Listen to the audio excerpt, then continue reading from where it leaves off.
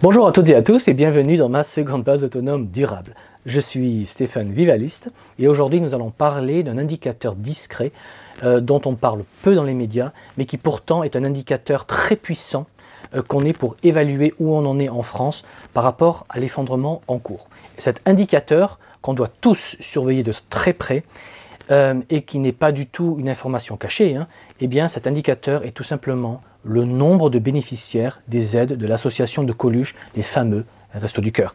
Alors on peut surveiller aussi d'autres associations caritatives ou humanitaires de ce type, mais les Restos du Cœur sont une association assez massive, répandue sur tout le territoire et qui a une bonne vision de la réalité qu'ils affrontent tous les jours depuis 1985, si je ne me trompe pas.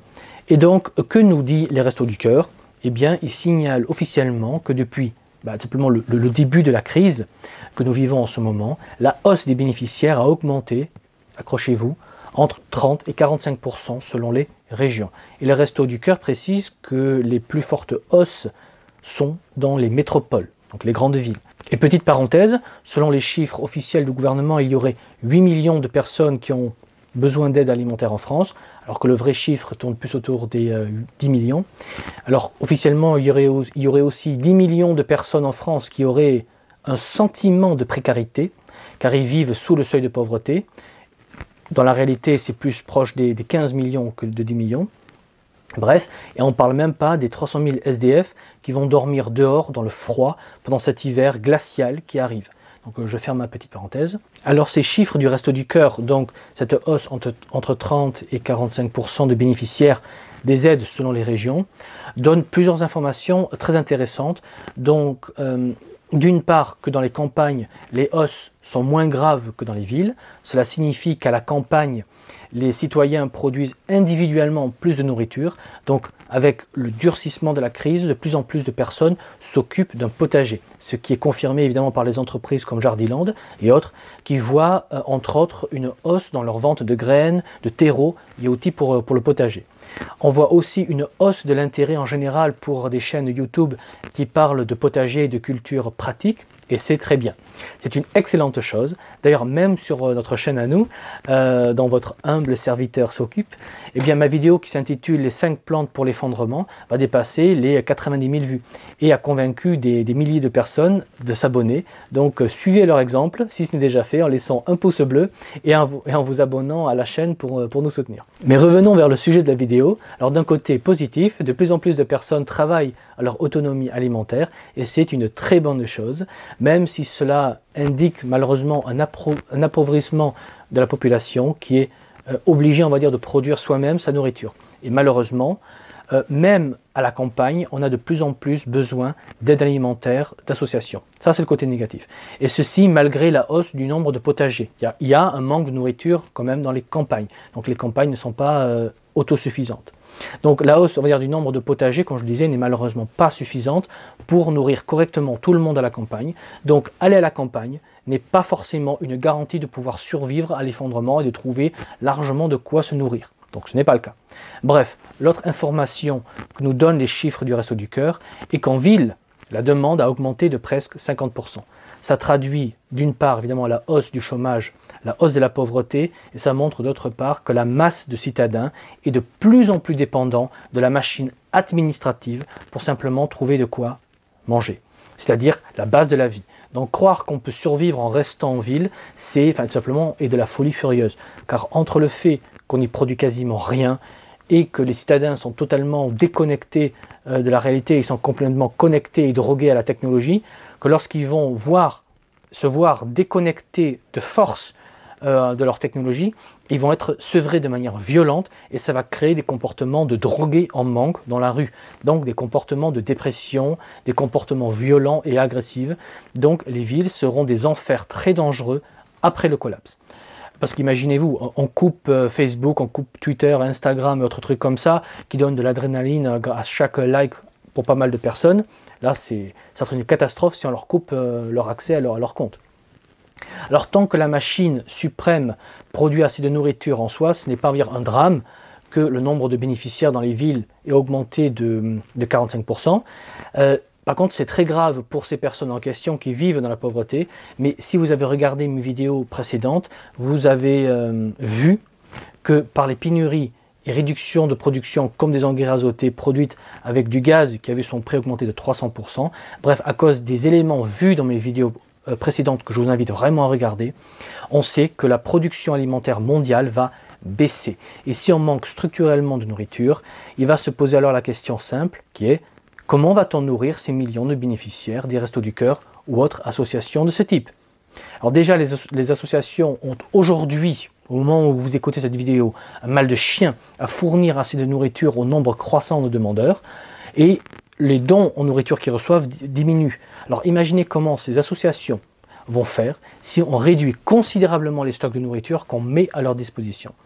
Posez-vous la question, comment vont réagir ces millions de pères et de mères de famille qui risquent grandement d'avoir faim, et pire, de voir leurs enfants avoir faim?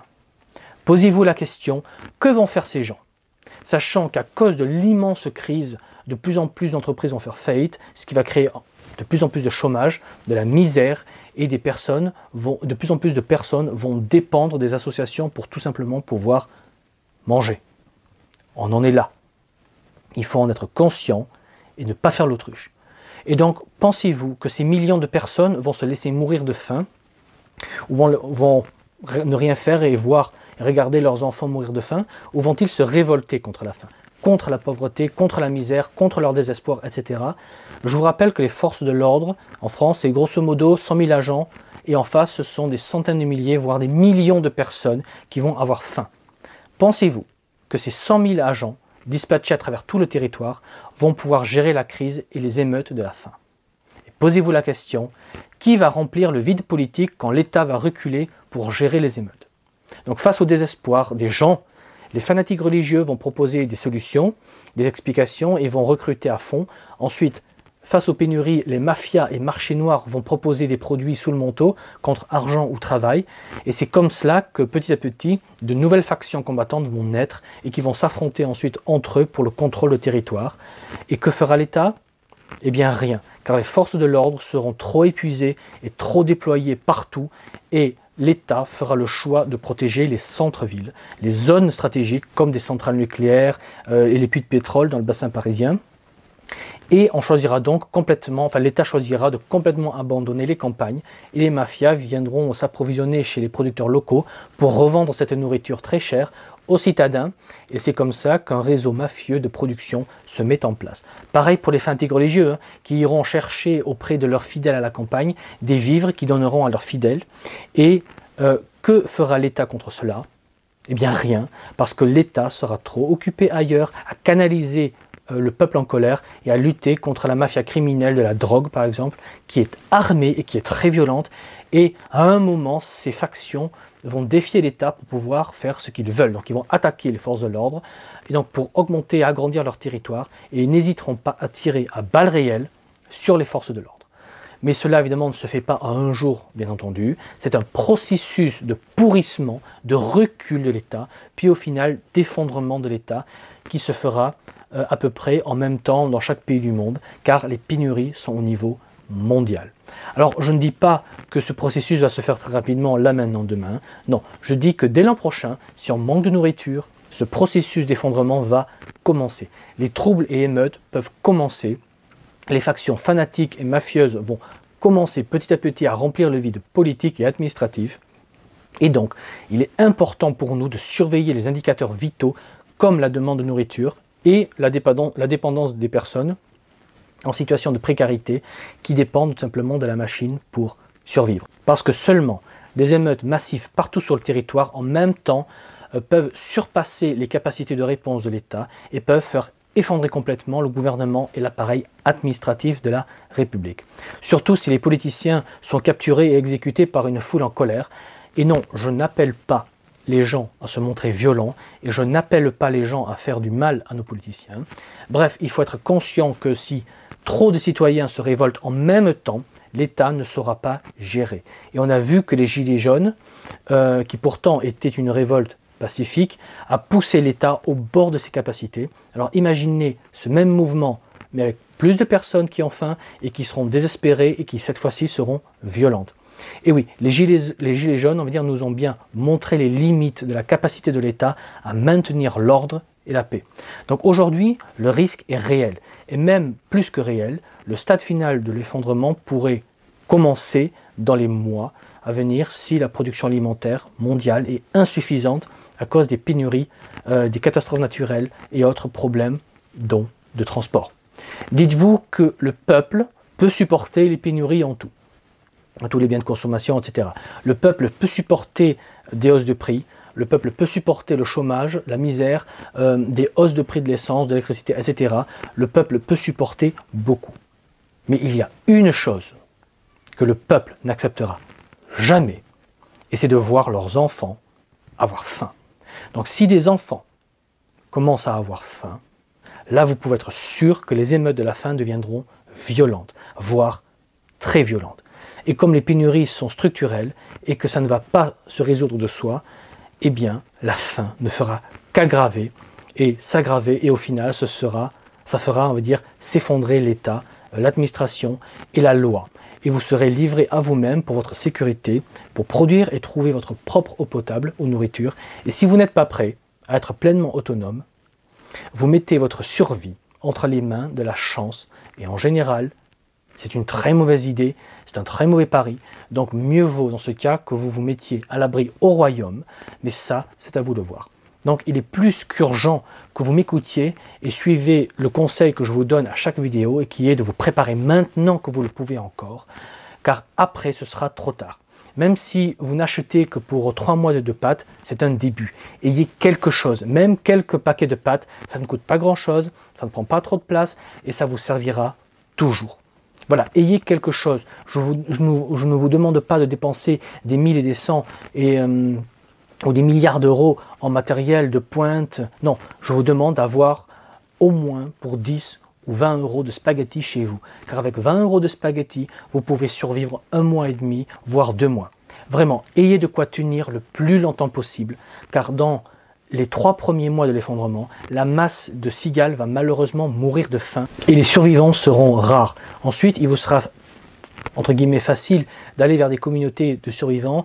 Alors essayez de venir au royaume après que la masse soit morte et on verra si on a les moyens de vous recueillir, mais ça va dépendre du nombre de personnes qui auront cotisé et peut-être qu'on ne pourra rien pour vous. Donc vraiment le mieux est de nous rejoindre maintenant, de nous rejoindre à temps en vous inscrivant via mon Patreon Stéphane Vivaliste et venez au week-end gratuit de rencontre afin de voir le terrain, de voir les avancées du projet, de rencontrer les membres et sympathisants présents et tout simplement pour poser vos questions. Donc ces week-ends seront gratuits, donc profitez-en.